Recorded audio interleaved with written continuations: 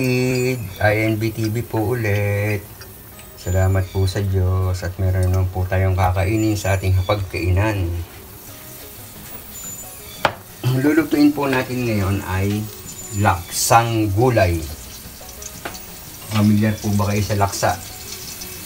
So yun po ang ating menu ngayon para sa ating tanghalian at hapunan. Salamat po sa Diyos. Yan. Ngayon po natin yung ating buwas. Madali lang din pong i-prepare ito.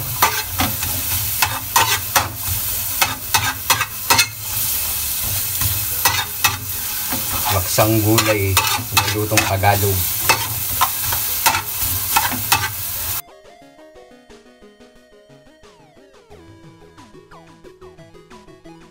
Po yung ating bawang.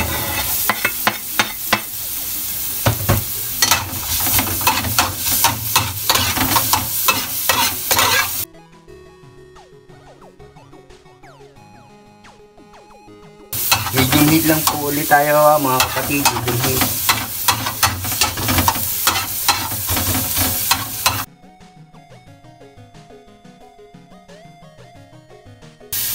Next po yung ating giniling na baboy. Ito ba, pwede rin po yung cubes, pwede rin po yung giniling, pwede po yung cubes. Kung saan po kayo komportable.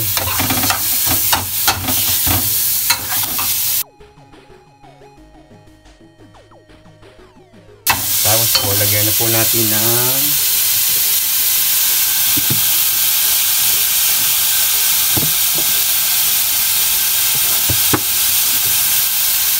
asin,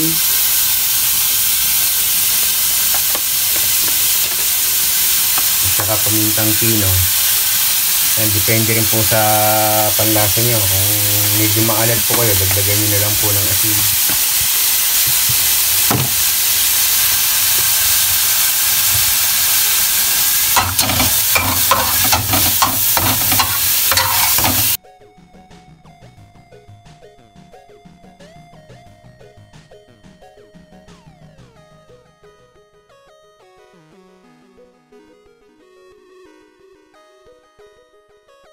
Tapos po, lagyan po natin ng konting tubig.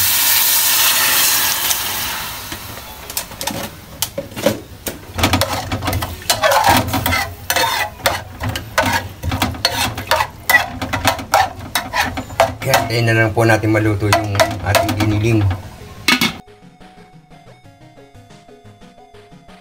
Ayan mga kapatid. Siguro na po. Next po, ilalagay natin yung puso ng saging. Sa puso ng saging po, ang ginawa ko dito, binabad ko po muna siya sa asin ng matagal. Kasi po, kaya ko po binabad, diba na may dakta po siya, para malis po yung dakta. Tapos, pagka babad ko rin po, papalitan nyo rin po ng tubig. Kasi po, pag hindi nyo po pinalitan, naaalat po yung puso ng saging.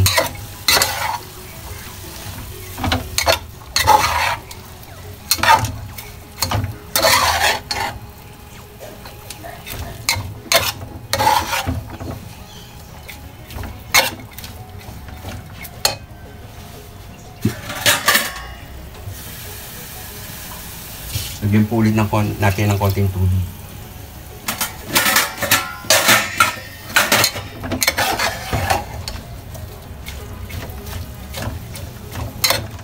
So, hintayin na po natin maluto yung ating puso ng saging.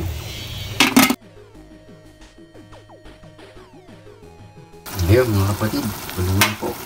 Next po, ilalagay natin yung sitaw. Yung lahat po ng gulay na to, binabad ko na po ito kanina. So, babad na po.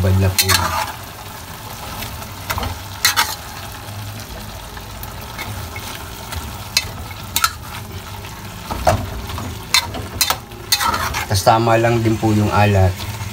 Ating mangkalitin sa kanila.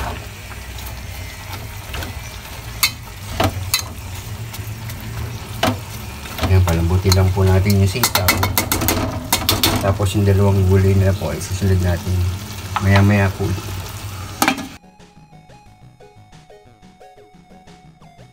Ayan, kapatid.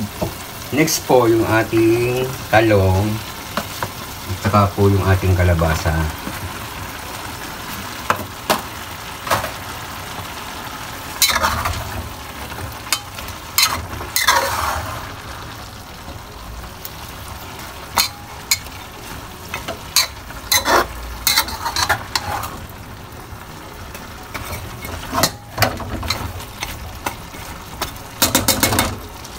Tapos next po niyan,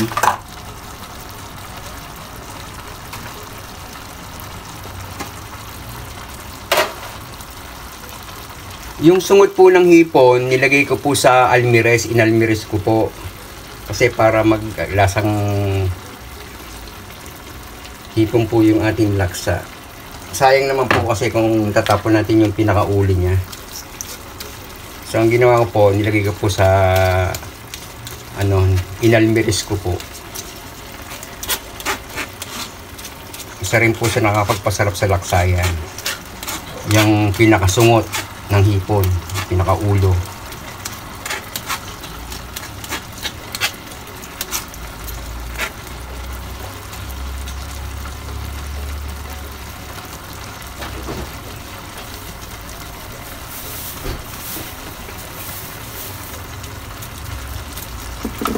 So after po nyan, mga kapatid,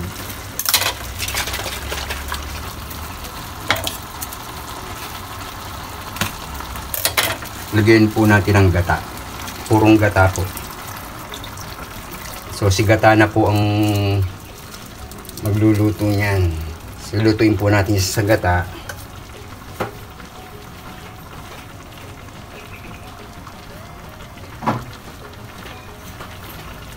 Tapos po, lalagyan po natin siya ng konti lang po. Peanut. Lalagyan po natin siya ng peanut.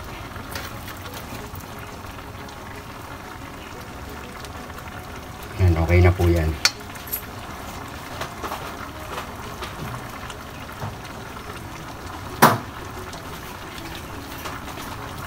So, hintayin na po natin siya. Maluluto na po siya sa gata.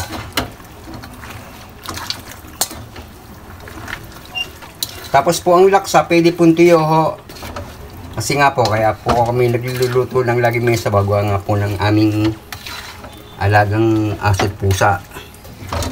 Sinasama ko na po sila sa sahog. Kaya medyo may konting sabaw po siya.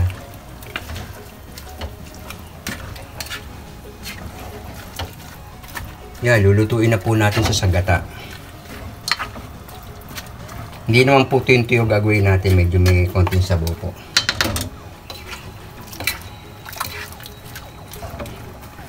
Yan, hintayin natin lumambot po yung gulay. Maya-maya po ulit mga kapatid. Ayan, medyo na ako lang. Tapos ilagay na po natin yung hipon mga kapatid. Pwede na po itong ilagay itong hipon.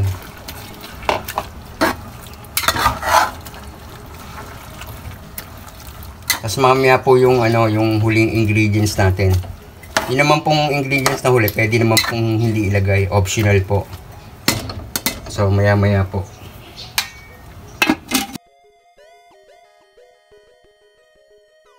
So, yun mga kapatid, kulong-kulo na po. So, yung huli po natin ilalagay, sotanghon. Ito po, pwede pong hindi. Optional po to. Kasi po, yung lola ko nung araw, naglalagay po ng sotanghon sa laksa. So, ayan po. Pero pwede rin pong wala. Nasa sa inyo po. So, hintayin po nating matuyo. Pero ang laksa po talaga, tuyo po ho. Kaya lang po may sabaw to. Gawa ng sabi ko nga po, meron kaming alagang aso't pusa.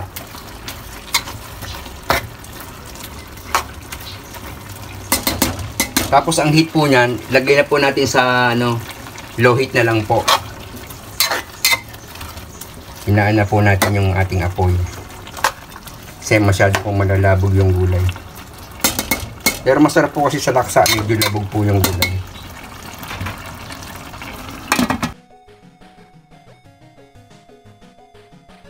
So yun mga kapatid. Okay na po yan. Luto na po yung ating laksang gulay. Oh, bango po.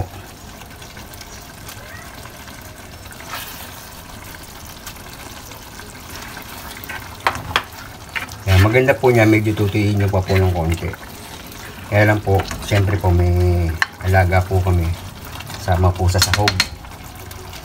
So yan mga kapatid, kung nagustuhan niyo po yung aking laksang gulay, paki-like po, paki-share, paki-subscribe po. Tapos pakipindot na rin po yung bell button para ma-notify po kayo ni INB TV. Yun lang po mga kapatid, salamat po sa Diyos.